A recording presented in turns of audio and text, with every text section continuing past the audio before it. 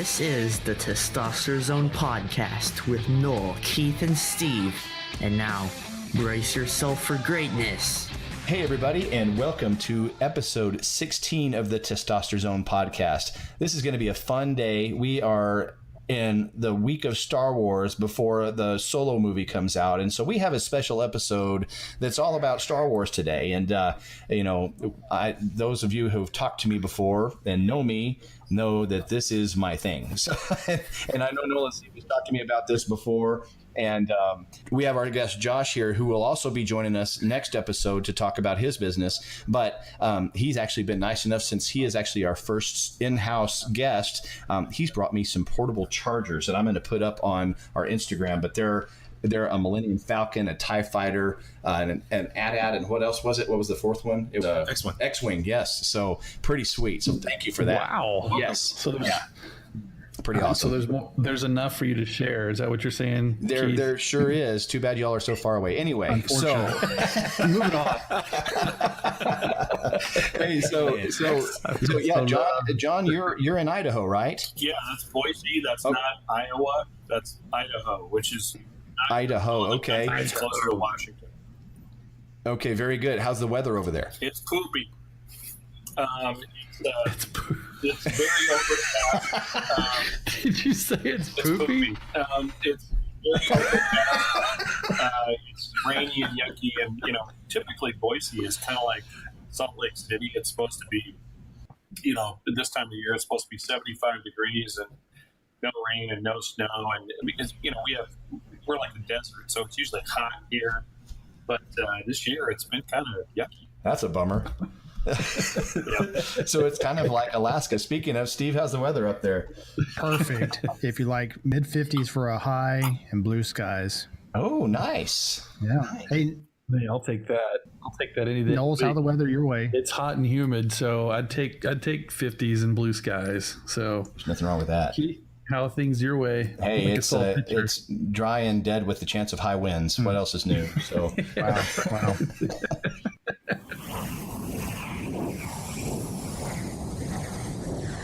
So we have a very special guest. Is a friend of mine, and I've been really excited about having him on. And this is really timely since this is the week that the new Star Wars movie Solo opens. And our special guest is John, and you just heard him give us a weather report up in Idaho. John is Darth Vader. Not even lying, right, John? I am a George Lucas licensed Vader. Yeah. Yes. I do public appearances. Yes, Really? and so you are part of the 501st Legion, right? Correct. Okay, so we would love to learn a little bit about what the 501st Legion is, and learn a little bit more about you. Tell us about you a little bit, and tell us about how you got involved becoming part of this, and what it took to be part of this. Okay, this is the funny part of the evening. So about 10 or 12 years ago, I knew about the 501st, which was really just a group of guys that had gotten Lucas, the actual George Lucas, to give them access to their costuming standards, the actual costuming standards for the movies. And Lucas had kind of begrudgingly said, all right, I'll do it, but you need to do X and X and X. So I knew about it for a long time, but it was mostly guys just wanted to be stormtroopers. Mm-hmm. And so I never really told my wife about it. and so here, when the second group of movies came out in 1999, and things kind of started to re-up again on Star Wars, I was getting more excited about it, but I didn't really, again, say anything. And my job at that time wasn't where I am now, and it didn't really give me the opportunity to do what I do now. And so I came to her 6 or 8 years ago, and I said, I'm kind of having a midlife crisis. And she goes, oh God. How much is this going to cost? Yeah, are you going to get a sports car? And I'm like, no, I want to be a Jedi.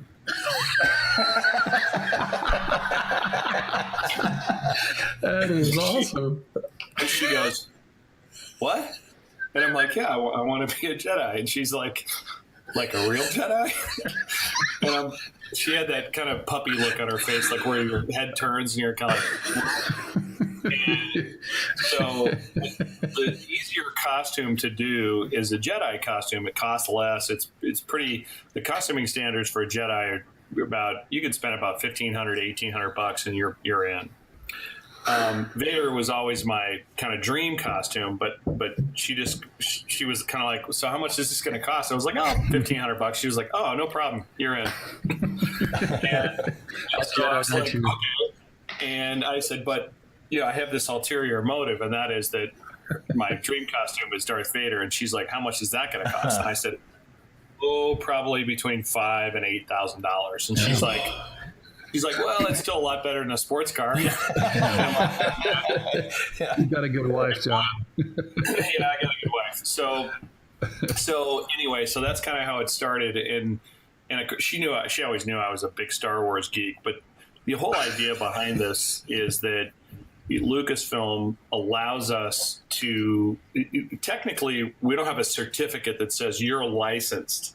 What it says is that we're part of a group that's a costuming group that says you have direct access to Lucasfilm's exacting models of the costuming standards that they used in the actual movies.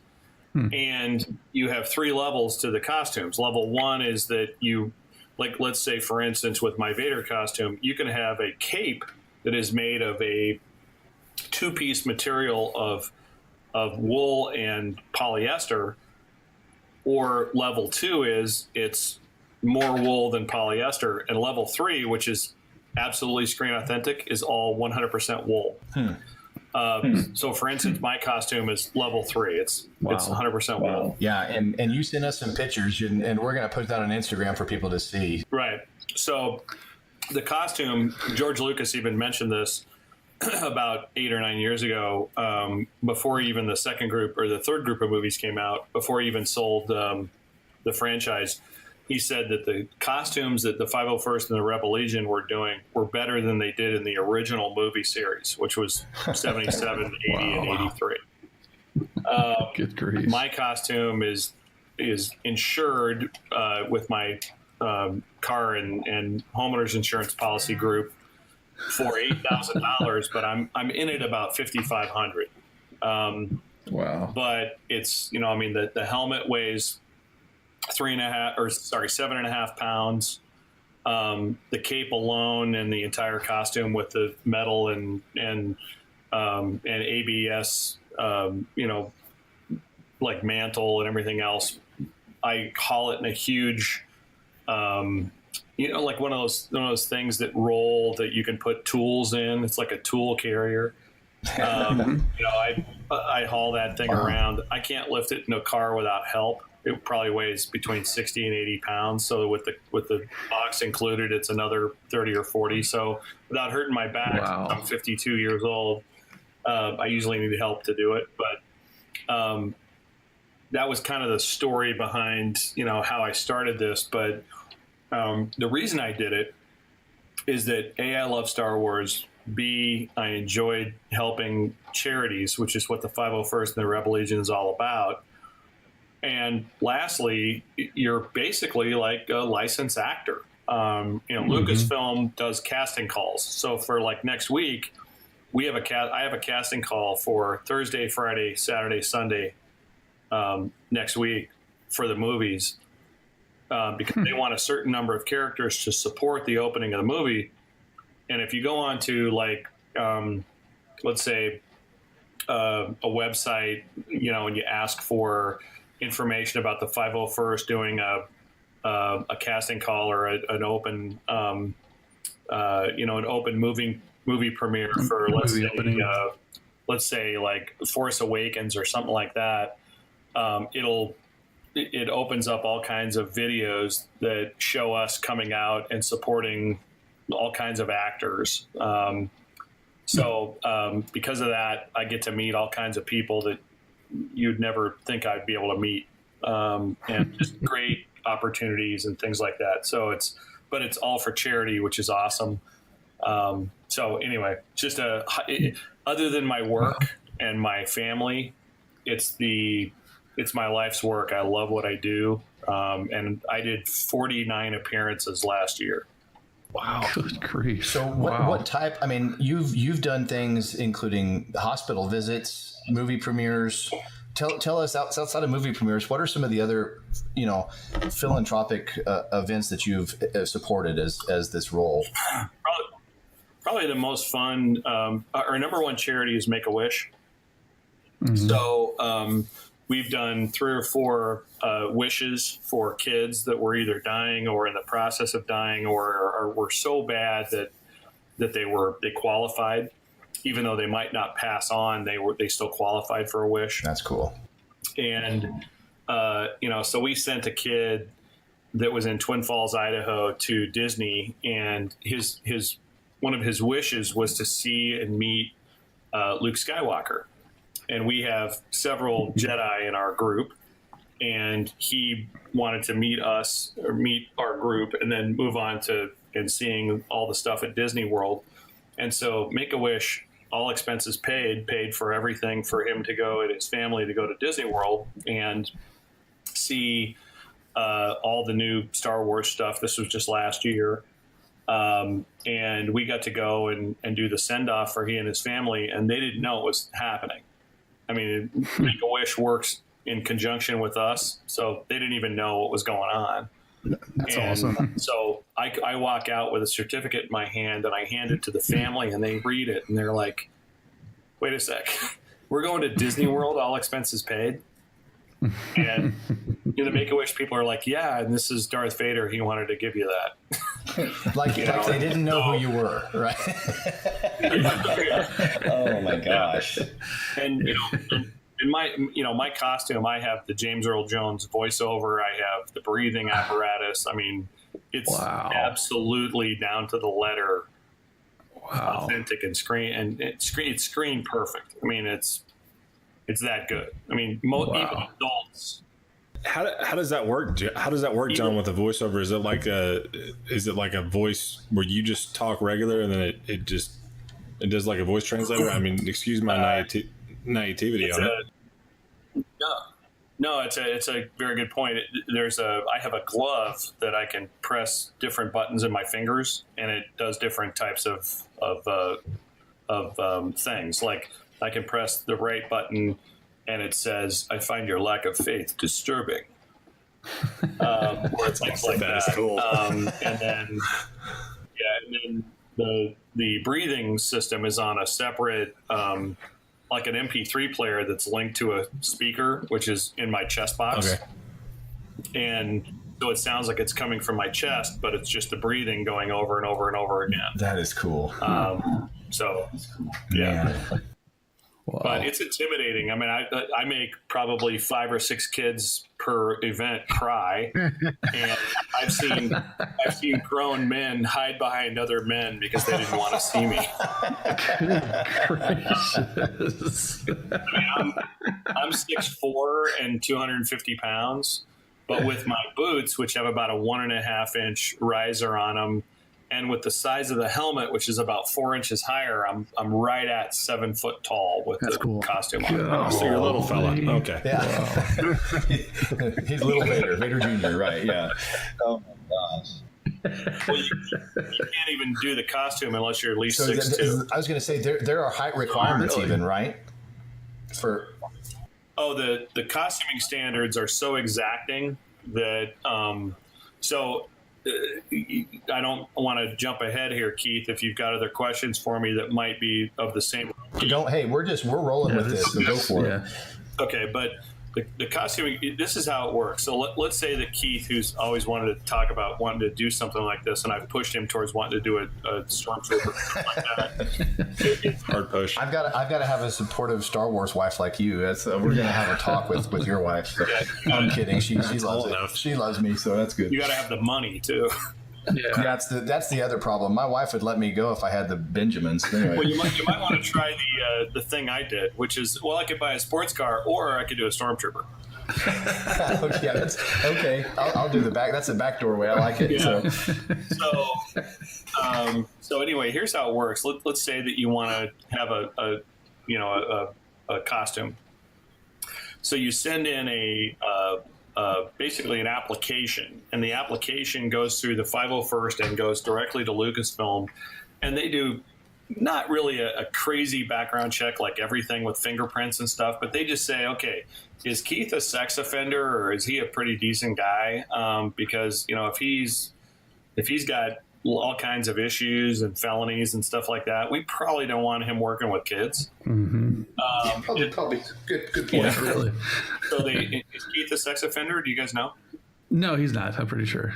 He's good. Okay. Pretty sure I've cleared that wrong.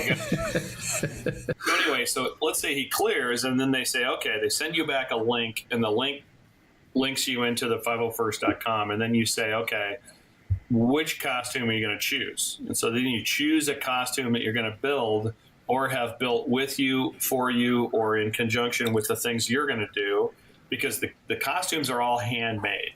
None of these costumes are already pre-made. There's no companies that pre-make this stuff. They're all made through all kinds of different makers all over the world, from literally Brazil to Germany. Like the best builder of my cape, the wool cape, it lives in Brazil. So he makes the best authentic Empire Strikes Back wool cape that you can make by the hand of man, and it's all handmade. Wow. My cape cost $1,100. It's perfect. It's perfect. It's got the right chain and everything. So anyway, so let's say Keith decides he wants to do that. He chooses a costume, and then they send him a link, and the link is for the actual screen authentic issue of each one of the items, from literally, like for instance, a stormtrooper, from the neck seal, which has to be rubber or like a mixture of kind of like spandex and that kind of thing. So the neck seal to the helmet to the pieces of like Under Armour black suit that you have to wear, down to the socks and the shoes you're supposed to wear underneath it. Good gracious. And level 1 is basic, level 2 is down the middle, and level 3 is perfectly screen authentic. Wow. So they send you the costuming standards, and then you have to take the pieces of the costume and piece it together, and then you send in pictures into the 501st, into our costuming standard group, and then you not only have to be approved by our costuming standard group, but then we send it into Lucasfilm, and Lucasfilm says, no, this isn't right. Your belt is wrong. The way that your back of your costume is incorrect. It's upside down or whatever. You need to retake the pictures. And all the pictures have to be 1080p pictures of your costume, both with your helmet on and without. Wow. And then once you're approved, then it takes about another 30 days before you can actually appear in public. Wow. Some people have been in costuming standard for a year and a half. Wow. And they're still not in costume. Wow. Because So of it's the a- little tweaks they have to do. Is that what you mean? Like, Well, they've and got then to on top of that, their costume isn't really, they want to be Yeah. level 3, but it's really level 2 or something okay. like that. Or they just don't have the money, so it's taken time for them to fix it. I mean, most costumes that are of armor quality, so like Boba Fett, Stormtroopers, Vader, the really good high quality stuff, you're in $2,500 to $3,500 without breaking a sweat.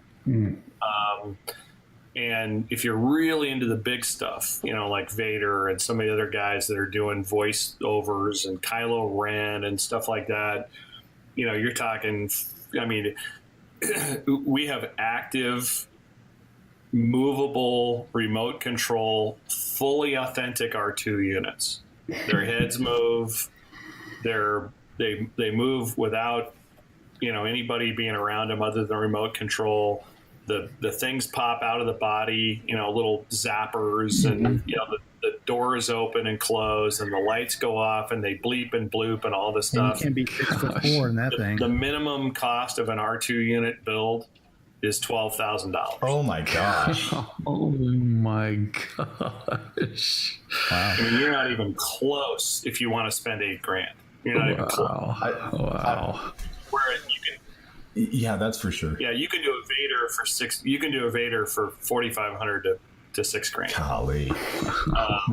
But I mean, R2. I mean, C3PO. There's 5 active C3POs in the 501st and Rebel Legion groups worldwide. There's 5. And is it? Do I understand right that they even have to do like Anthony Daniels mannerisms? Right. Oh yeah, no, everything. They have to be the right height. They have to have the mannerisms, and they have to have the perfect voice system. The voice system alone is $2,300. I mean, the armor is gold and perfectly shiny, but it has to have the right amount of like, you know how you can see the wires and stuff like that.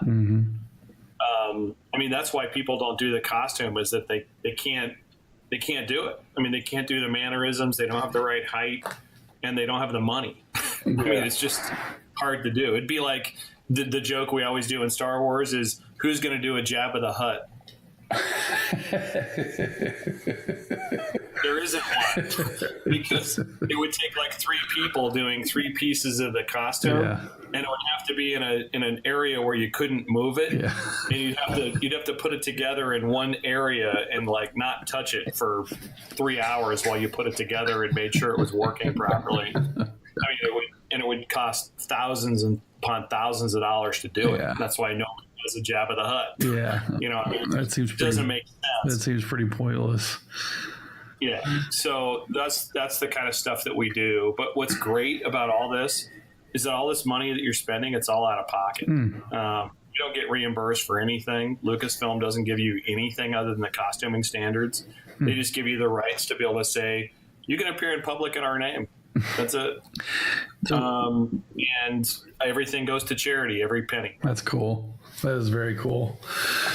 So, John, you'd mentioned that you'd met some pretty cool people, like I'm guessing some actors and actresses and things like that. Who are some of the people that you've met?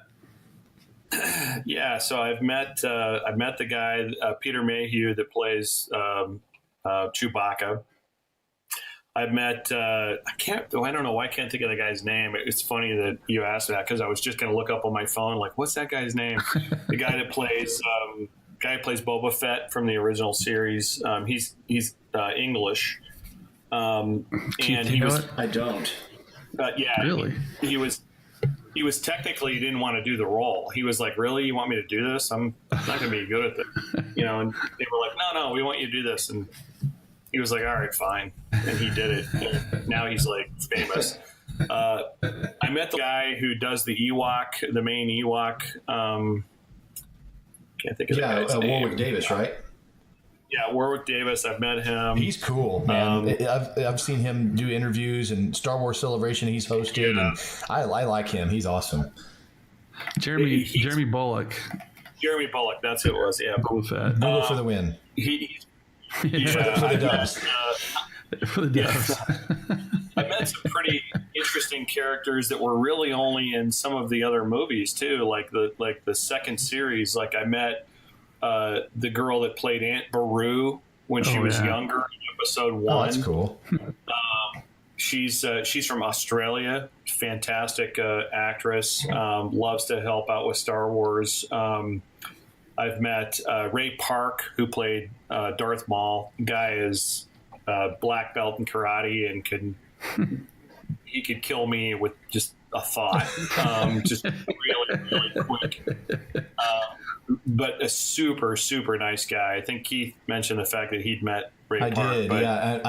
I was actually fortunate enough. I just happened to be in Denver, Colorado, at the same time the first ever Star Wars Celebration was going on. And I was like, you know what, win in Rome, man. And so I got to go. I met Ray Park, met Anthony Daniels.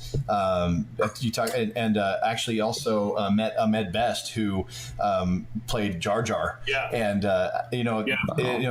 Jar Jar gets a heck of a bad rap, but that guy was so cool. He was so excited. I'm like, my heart died because he was so excited to be part of Star Wars, and he just, you know what happened with everybody's opinion, and I hated it because he was such a cool guy. But yeah, Ray Park he went up and did his karate demonstration in front of everybody on stage. Like you say, I think he looked my way and I died a little bit. So he's awesome. Yeah. And I didn't die a little bit like that. That's not what I meant. That's the other thing you kind of get is that you know about how illegal inside information is, but in the Star Wars world, it's pretty cool. Yeah, it really is. It really is. We get access to all kinds of things. Like we get free tickets for everything. Wow. So there's a episode for A New Hope. John Williams tour going through Idaho this year. So it's going to go to Sun Valley, Boise, and like Coeur d'Alene. And they're going to play the movie, and then they're going to have the orchestra play every part of the movie in real time while the movie's playing behind them. Now, this is for which? This is for episode 4, A New Hope. Oh, that's awesome. And it's a Lucasfilm licensed, basically a movie release. And they wanted us to appear there, and so, we get free tickets to all this kind of stuff, and they put us up in hotel rooms. And I mean, it's crazy how much they care for you, but they won't do anything past that. But, some things that people don't know is like, when it comes to some of these movies that have been released, we know things before everybody else knows because we know who's going to do this role or who's going to do that role or who's going to, what some of the costumes are going to be like. Like we get the costuming standards. We had the costuming standards for episode 7 3 or 4 weeks before it was released in the theaters. Wow, so we knew what like the flame troopers and all of that, huh? Oh, yeah, man. We knew all that. We had the costuming standards already by then. In fact, there was people that had done their costumes to be able to help with the Hollywood opening so that they could be there at the opening. Because Lucasfilm said, if you can get your costume done by then, we'd like to have you there. Awesome. Wow. We won't pay for you to get there, but if you show up, we'll let you in. Huh? So, yeah, pretty much the way Lucas sold it to Disney and the way Disney has put it to us and the way Lucas has done it for years is like, hey, this is a privilege what you have in front of you. So we're not going to pay for a dang thing. We're going to give you this and that, but if you don't like it, go somewhere else because we're not going to help you with your costume. If you want the standards, great, but that's all we're going to do for you. We're not going to go out of our way to help you. I watched the solo premiere, the red carpet premiere last week, and they mentioned that 501st was there. So yeah. Yep.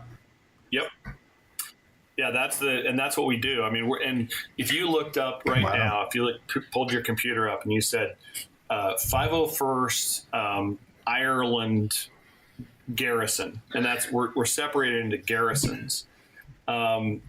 It would pull up the garrison in Ireland, and you could contact the people in Dublin or wherever, and there'd be, I don't know, 60, 80, 150. I have no idea how many people are in that garrison, and you could request an appearance, and they'd show up. I'm looking at it, and I love that their logo is all Irish. It's got like even a clover on it. That's awesome.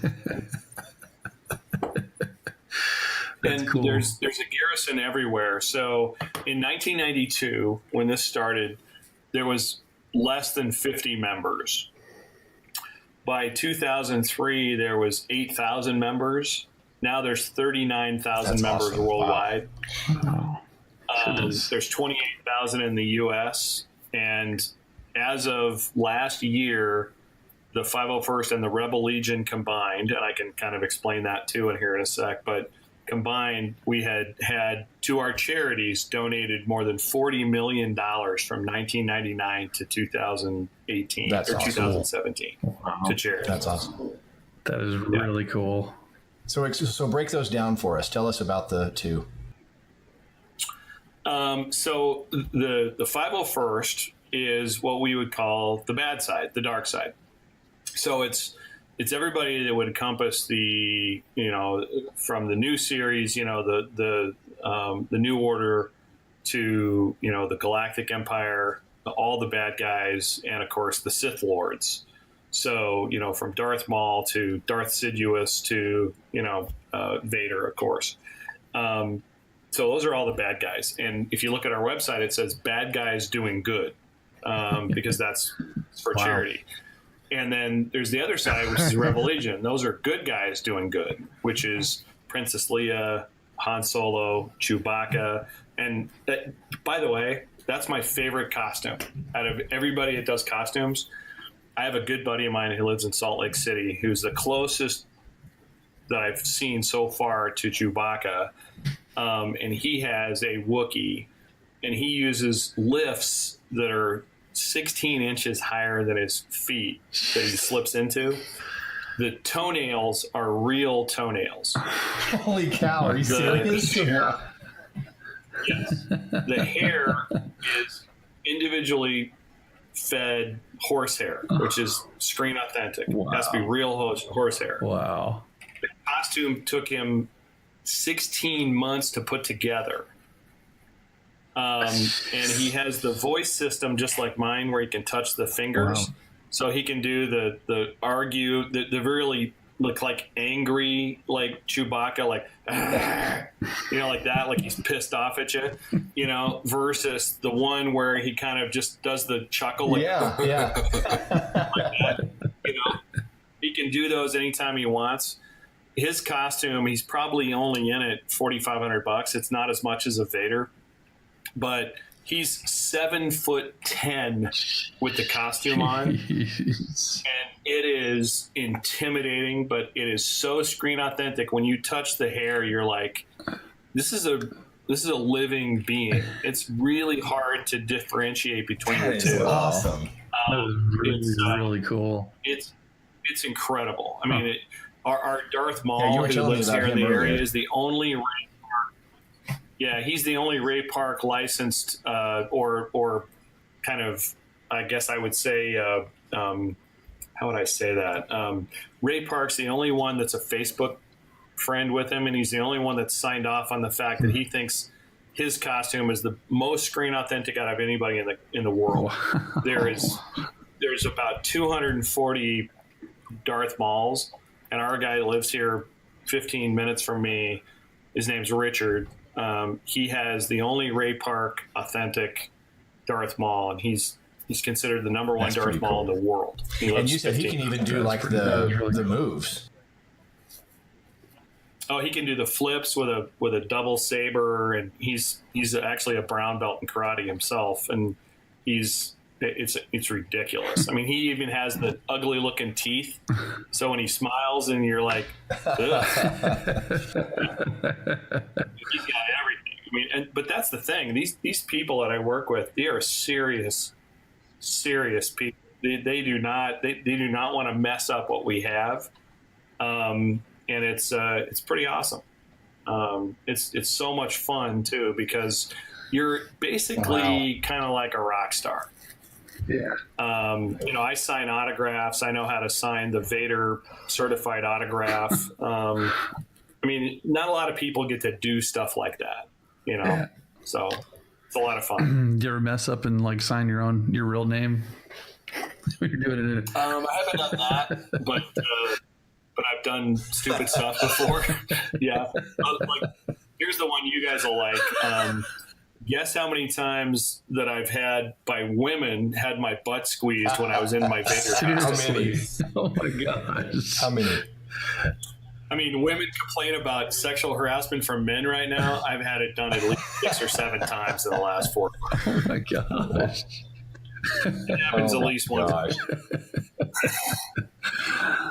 And some lady. So John, do you ever put on the costume on a Sunday afternoon, just go like for a Sunday drive, or get a single table at the corner of Starbucks and hang out, have a cup of coffee or anything like that, just to hang out? That's an interesting question. The costume is we have in the 501st and the Rebel Legion what's called spotters.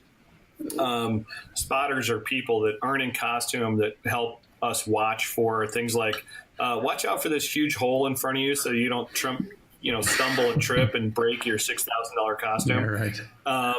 or slip on the ice or whatever. So spotters are with anybody that has what we call a bucket, which is a helmet.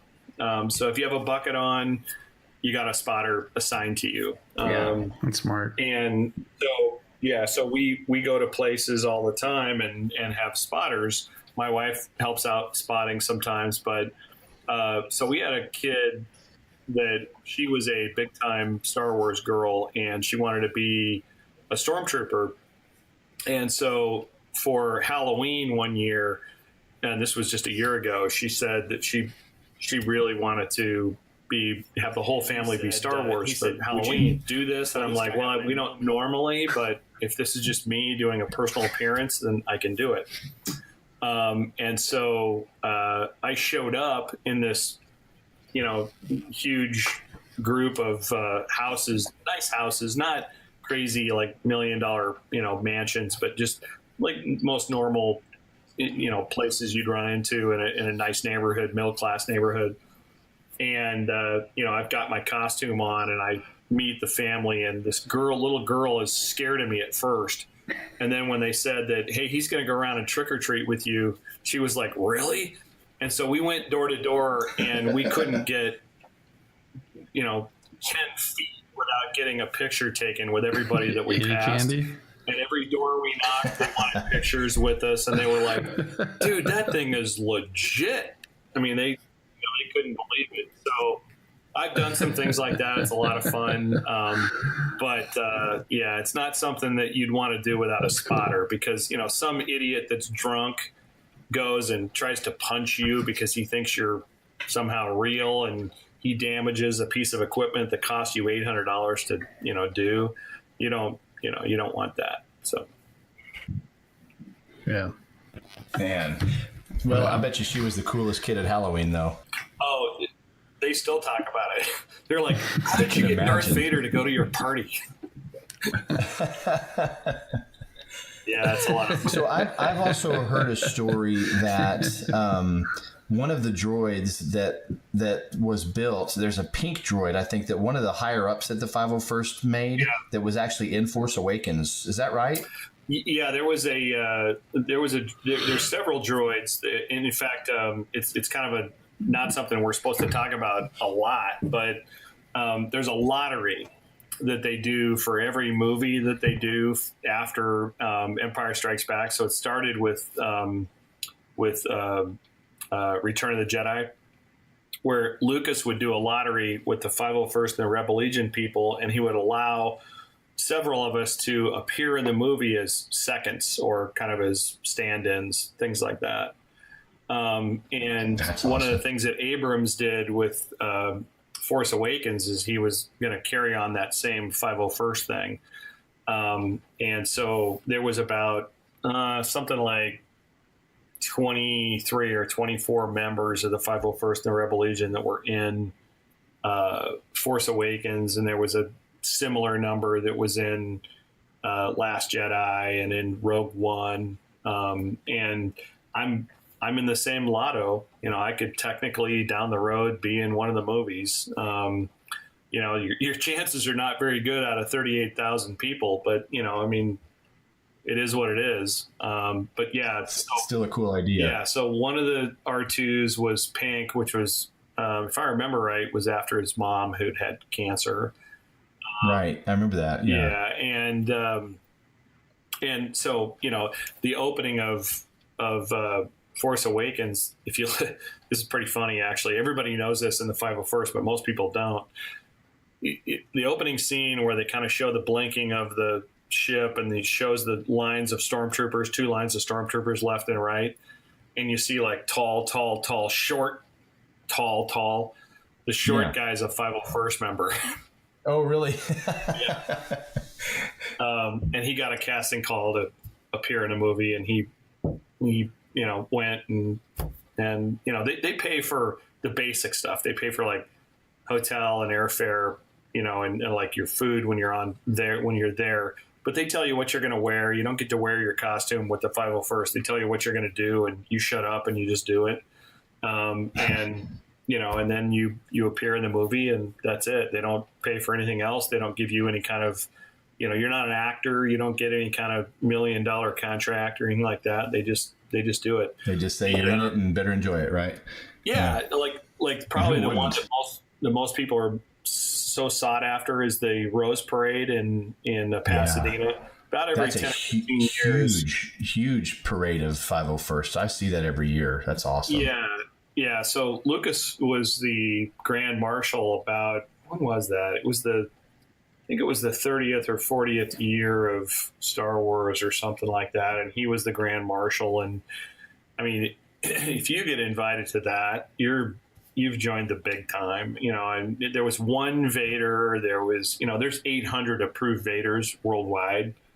There was one Vader. There was one Darth Maul. There was, I don't know, there was 300 or 400 stormtroopers, but there's like 10,000 approved stormtroopers worldwide. I mean, there was people from everywhere in the world, and there's YouTube videos all over about this kind of stuff, but that's awesome. But it's really cool how that works. I would love to do something like that. I've never done anything other than just a Lucasfilm event, like a movie premiere or like a Make-A-Wish type thing. I've never done anything that high level, but it would be cool to do that. Well, going back to The Force Awakens, there's a scene at a castle where Maz Kanata's in, and if I understand correctly, because they have like the Mandalorian flags and all sorts of stuff, but did I understand correctly that the 501st flag's flying in that too? Yes. So that's really cool. So it's as the computer, as the camera kind of pans in and then pans up as Solo and Rey, walk towards the entrance, you can see the droid walk by them, and they kind of look at the droid. Up to the left, there's the 501st logo flag that's flying there, and that was Abrams' homage to what we do. I know that it sounds kind of goofy, but Lucas started out like, you're never going to get these costuming standards. I'm never going to give you what you want. To now he loves us because guess what we do? We help support the movies and help give him absolutely free advertising. Absolutely, yeah. And he knows what it's worth, and he sold it to Disney. And when Disney took us over, they were like, okay, so we love what you guys do, so we just want you to do more of it. We just want you to have the kind of standards that we want to have, which is that you don't do this and you don't do that, but we love you guys. And with 38,000 members and with how much money we've donated to charity, nobody's going to screw with us anymore. But it used to be that way, where it was kind of like, what are these guys really going to do? Are they going to do stupid stuff with costumes? Are they going to be idiots? Or are they going to, do things the way it's supposed to be done? It's a serious, classy. I mean, it's serious. It's not just silly, stupid stuff. Everybody that I've seen that's been part of this group they're serious about it. It looks official. It's pretty cool. Yeah, there's some crazy costumes that I've seen that I mean, you go to a Comic-Con, and probably, even though people argue about this, the number one Comic-Con in the world is actually in San Diego, California. Yeah, I went to that last year. You did? Yeah. That is the pinnacle of Comic-Cons. Yes. So people think that Celebration, which is going to be in Chicago this year, is the top thing. Nobody holds. They just announced that too. Yeah, they just did.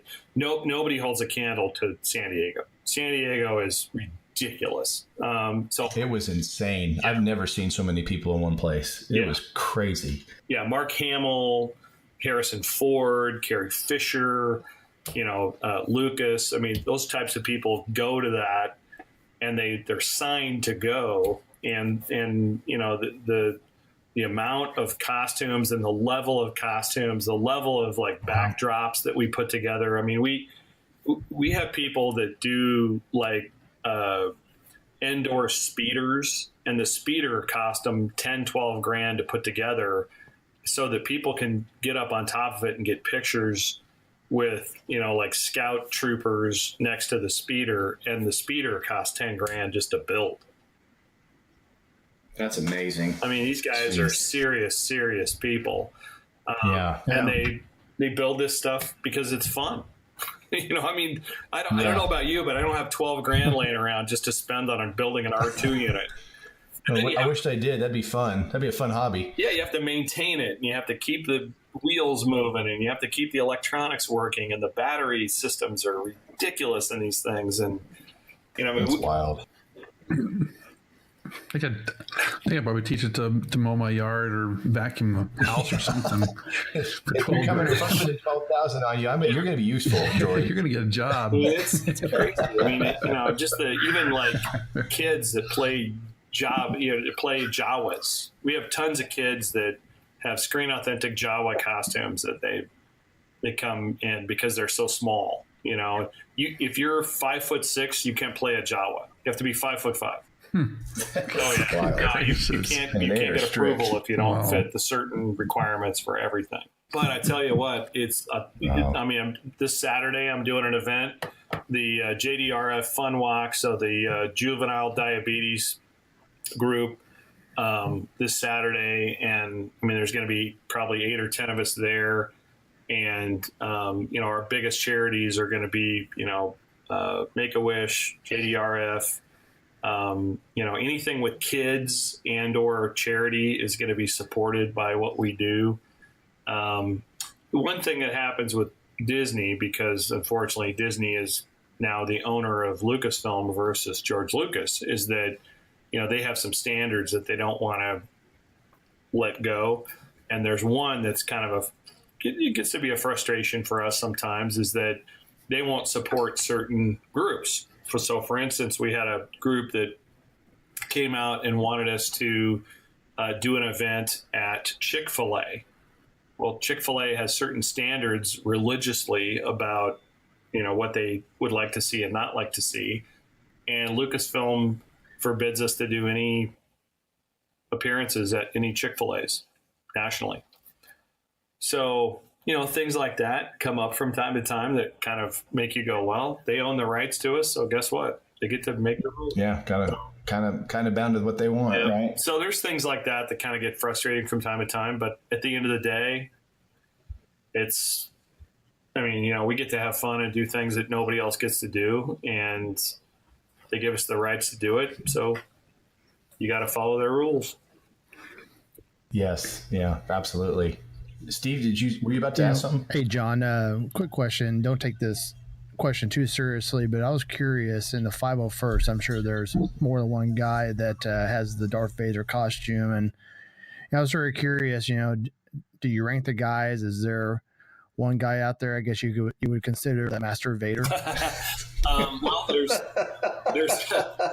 actually, interestingly enough, there isn't really one Master Vader, but there's I'm sorry, hang on. No, it's okay. I know where you're getting. I know it's got some pun to it, but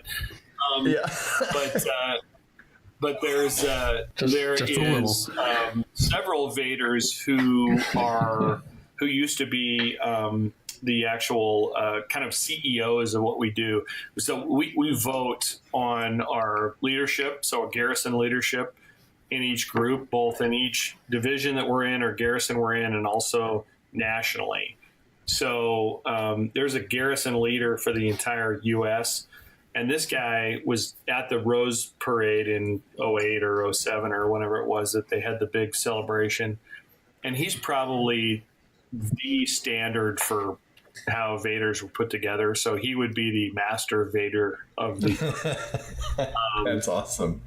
And people know, because we have these things called forums that we go on to, that we can help each other build costumes. So like, let's say Keith said, you know what, I thought about doing a stormtrooper, but I want to do a Vader. he could go onto the forums and get approval, and then guys like me and guys all over the world could help him with building the costume. Like, okay, so don't get your cape through the guy in Party City. in City. what's the guy that does those capes that aren't as good? I think it's through. It's a guy it's a guy outside of Philadelphia. Doesn't do as good a cape as the guy in Brazil does, and so this guy's name is gosh dang it, can't think of his name. But anyway, people could say, if you're going to spend the money, instead of spending $800 for this cape, spend $1,100 for the guy in Brazil, because it's way better. And it'll take you a month longer to get it, but it's worth it. And so all these forum connections help you with every single piece that you can think of. Again, down to the it's called a balaclava. It's a black head covering. It's like a head sock that wicks away moisture and helps keep you cool and all that kind of stuff. You want the Under Armour version of the balaclava. You don't want the hot cotton expensive ones that they sell on eBay for $6. You want the one through Under Armour that cost $18. Believe me, it's worth it. Stuff like that. We go through all that kind of stuff with new people because we help them build their costumes. And every single costume is technically built from the ground up, either by other people that help you build the costume or yourself or both. And the costumes are all handmade. I mean, there's not a single costume we do that hasn't been made by people. It's not mass produced. Anything you buy that's mass produced, where it's like the whole costume is done for you, it's a scam. it's junk. It's not real. Yeah, it's like anything you can buy over the counter is never going to be as good as what you can do yourself, kind of thing. Yeah. So, all these guys do is do-it-yourself stuff. Well, man, listen, they don't make mistakes. Your organization has done a heck of a lot of good, it brought joy to a heck of a lot of people. And I'm thrilled that you got a chance to join us. And I'm really glad you agreed to join us to tell us about the organization and just everything you all are doing. It's a phenomenal group of people, and with a passion for something that's really helping a lot of people, in the medical communities, financially, philanthropically. I just really appreciate what y'all are doing. I hope I can join someday. I'm going to have to win the lottery first, but that's okay. So.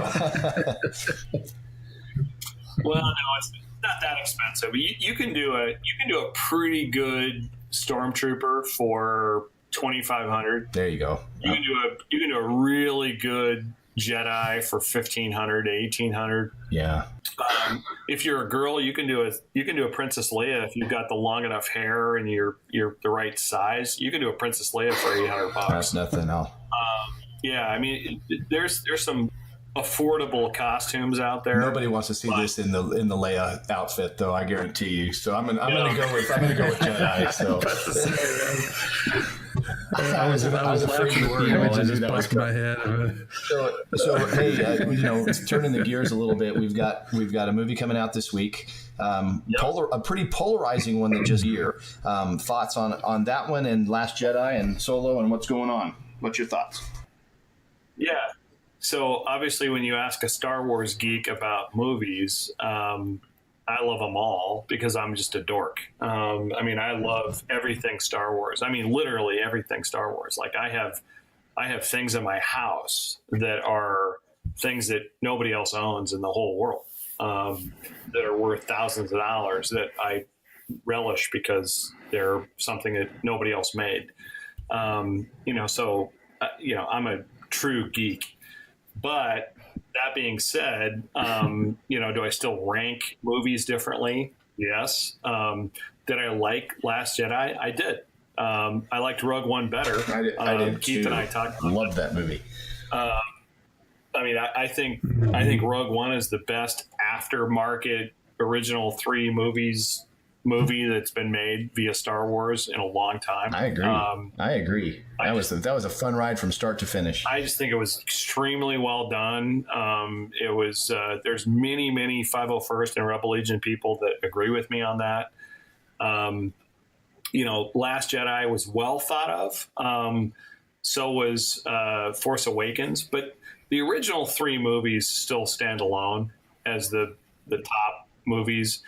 In fact, when you fill out an application, you have to say what your favorite movie is, your favorite character, your least favorite character, and your least favorite movie when you fill out the application.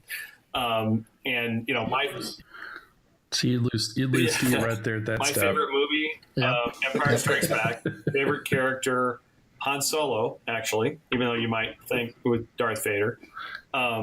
Second favorite character, Jedi. But anyway, and then from there, least favorite character, of course, everybody's favorite, Jar Jar. And so everybody has to fill out the same stuff, but the movies are the thing, and the Solo movie is actually being fairly hard hit. There's a lot of people that don't like the fact that Harrison Ford wasn't really treated the way that they thought that he should be treated, that it should have been better.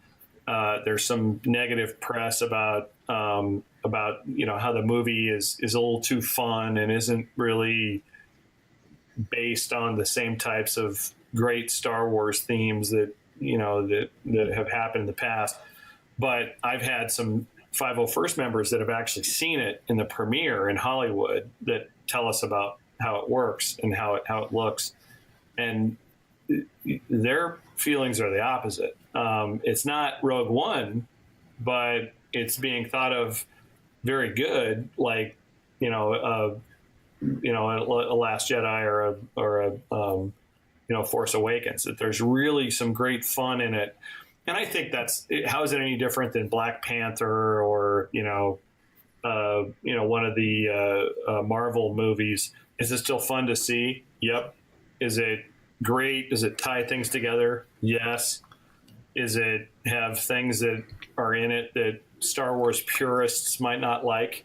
Absolutely. Yeah, of course. I mean, there's things that the Star Wars purists just hate and will always hate. No matter what. Just like they did with Last Jedi, but there's a lot of people that like Last Jedi better than Force Awakens. Yeah.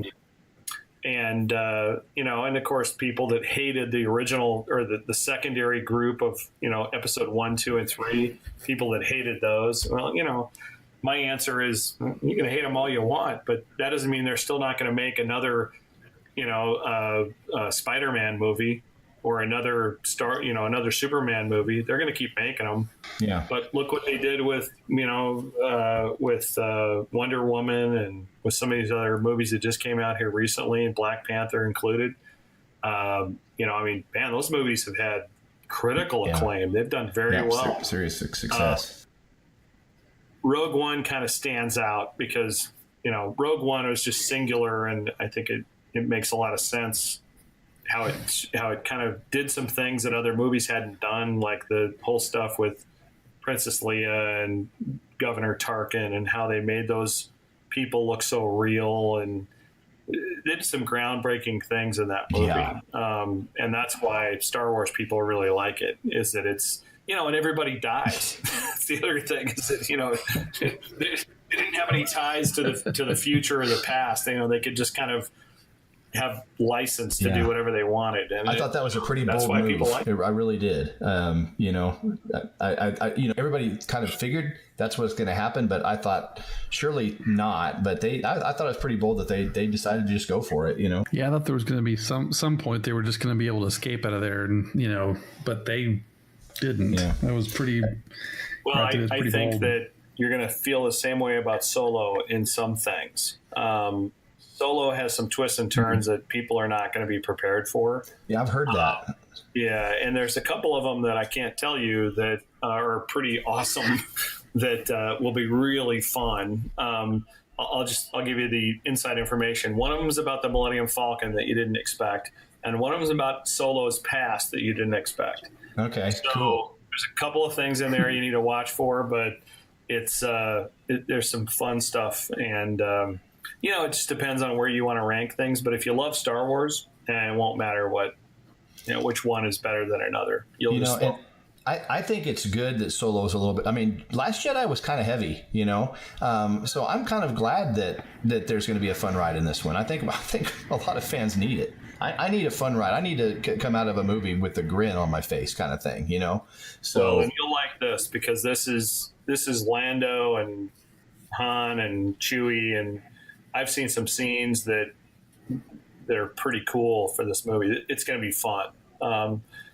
That's what excites me about it is it's going to be fun. Do you guys know about the fact that they're in talks about doing another series? Yes, yeah, I've heard that.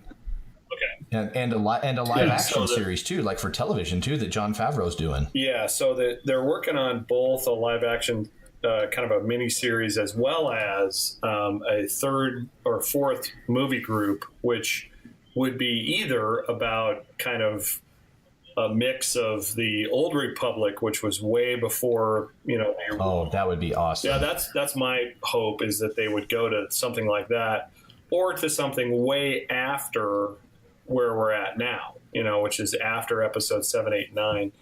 That would be, I guess, kind of fun because it's kind of an open palette. There's no, have no idea what to do. But the Old Republic would be cool because there's so many characters that they'd written in books and other things that are really neat, like Savage Opress, which is from the same planet as Darth Maul, who's like kills people left and right and doesn't care, and all kinds of other characters like that could be really neat with the Old Republic when the Jedi were really in power and were so powerful that people revered them. That could be fun to see how that could work together. So. It really could. I think that's either way. It'll just be kind of a new fun story in the universe, So it'll be good. So, hey, I've got to ask you a question. Have you ever eaten Wookiee meat? What's funny about that is that whenever we go to parties, we always have stuff like you have cakes that are called like Yoda cakes or like, Stormtrooper treats or, stuff like that. 'Cause our people are so geeky that we call anything we could just to make it Star Wars. And so obviously the real answer to that question is no, but we've had stuff that was similar where you're kind of like, this tastes like chicken. Right. It's probably Wookiee meat, that kind of thing. But we have a good time with it. I've heard Wookiee meat is good. A little chewy. Get it? It's chewy.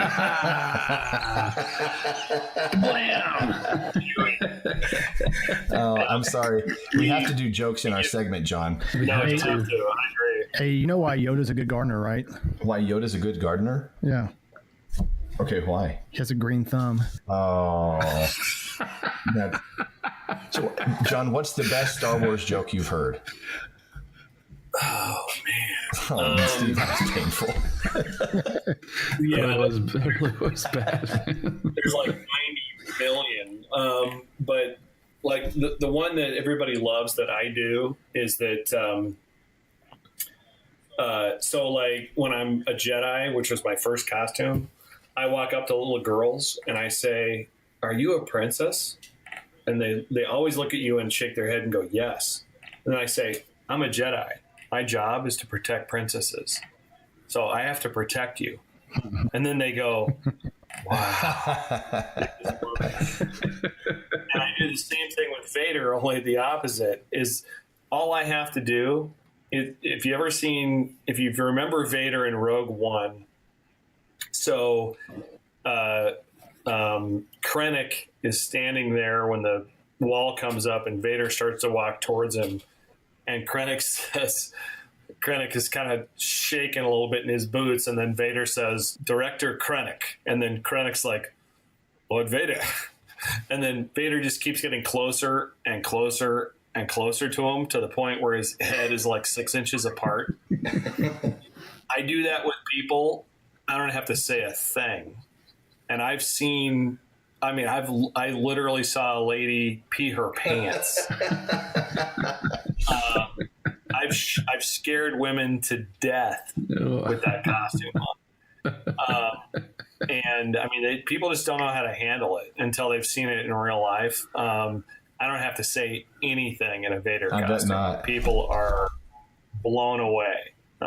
So that's what's fun about it, is that, you know, it's all you have to do is know the mannerisms and what to do and how to walk and what to say and stuff like that. And people they get intimidated. I bet they do. That's crazy. So, hey, Josh, you had something too, didn't you? Yeah, I was reading a great book about forced levitation, but I can't put it down. Good one, man. You know which website that Chewbacca got arrested for creating? I don't know. WikiLeaks. Okay, that's a good one, man. That's probably What kind of car does a Jedi drive? What kind of car does a Jedi drive? I don't know. I don't know. A Toyota. Oh, God. That's a groaner, man. That is a groaner. Holy cow. Oh, man, that's a good one. So we get together in these groups. We call them troops. Actually, when we're trooping together, we're actually getting together to change in these, you know, secure rooms so we can change. And one of the things we always do is make jokes, pick on each other, take pictures while we're getting changed, things like that. It's like, here's Vader in his skivvies, you know, stuff like that. So we pick on each other, post it on Facebook, because we have our own, you know, Garrison Facebook sites and stuff like that. So we pick on each other a lot, but it's, you know, what's fun about it is that there's hardly a person that's involved in what we do that doesn't love what they do. Nobody complains. That's what's cool about it, is that nobody says, man, this is a pain in the butt, or man, we got to do this, or we got to do that. We could post a appearance for some kid's, you know, birthday, and we can have 8 characters show up. We only have 48 approved characters in the Boise area, and 10 of them are inactive or people that have only done like one troop over the last year. And we can get 8 or 10 people to go, something like that. That's a pretty good support group there when you got people that many people that can get together for things like that. It just shows their passion. It's pretty awesome. So it's very cool. Yeah, I bet it is. Well, listen, man, we are. I know we've taken a lot of your time, and I just really, really, really, really appreciate you coming on and sharing information about the 501st and just everything that you guys do. And again, I really appreciate your time, and it's really great to get to talk to you. I know we talk back and forth all the time from work and text and stuff, but it's really good to visit with you. And like I say, again, I really appreciate your time, and thank you so much for being a part. Thanks, John. Thanks, John. Appreciate it coming on. Yeah. All right. And the same thing with you guys, even in your area where you live. I mean, I know it probably sounds strange, but you can go on right now and go on to the 501st.com or the rebellegion.com and go to your area. So you click on your state. It's almost like, you know, going on to a state map, and you just click on your state. It'll take you right to the Legion in your state, and you can click on a button that says request an appearance. And if it's got kids or charity or some kind of donation in it, we show up, and here's our common term: we show up in force. Oh, nice. John with the mic drop. That's right. Mic drop. So, you know, as you all know, we have had a Twitter poll going on for the last few weeks or so, and using the words that we've learned from our teenage correspondence, and was there 8 different words? Is that correct, Keith? Yes, there were 8 different words. Yeah. So I won't try to list them all because my memory's not that good. But in the finals, we had Hundo P versus Fam, correct? That's right. That's right. Mm-hmm. So we're excited to announce that the winner of the first Twitter poll goes to the teenage correspondent who gave us the word Hundo P. Congratulations. Hundo P. Yeah. So you are the winner. And so that was episode 12 and a half. So Scott also gets a shirt because he was the one that introduced us to our male teenage correspondent that did the Hundo P. Very cool. Yes. But you know what's awesome is every single word. So every single one of the guys' words and the ladies, both female and male correspondents, everybody got a vote. So everybody liked somebody liked every one of the words, which was cool. You know, I had even people that were IMing me on Instagram because they couldn't find, or they didn't have Twitter or something, but they would send us messages and say, you know, I thought that it was funny. You probably misspelled skirt. And we had some bantering back and forth and so there were some good ones. What was the one that it didn't get a vote on Twitter, but I did get a Facebook vote for it. It was Scott's female correspondent.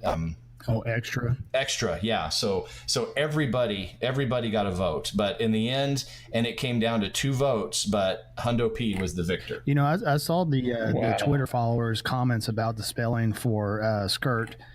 And, I was confused of how you use the word to begin with. And then whenever I believe the follower spelled it with SK 4R, so RR, then T, I became further confused and felt less cool after trying to use that word or understand that word.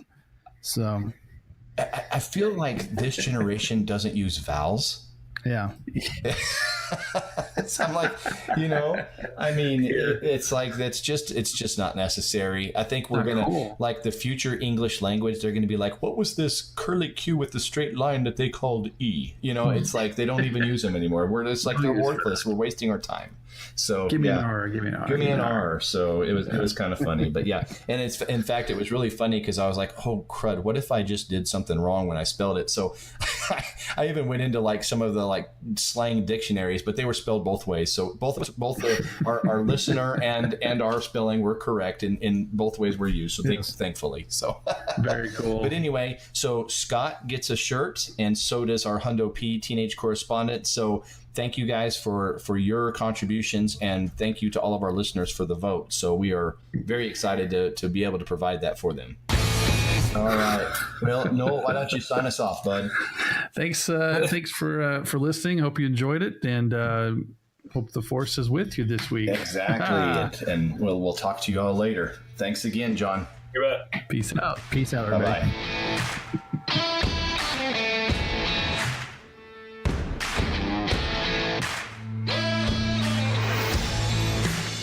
Hey, thanks again for listening to the Testosterone Zone. We sure had a blast visiting with you. If you enjoyed this, don't forget to subscribe, leave us some feedback, and don't forget to follow us on Twitter and Instagram.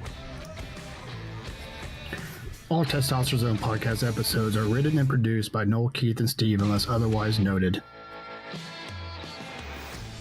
The opinions expressed in the Testosterone Zone podcast are our own and not those of our employers, families, parents, kids, dogs, cats, your mom, or any other entity Noel, Keith, or Steve are affiliated with now, in the past, or in the future, or ever.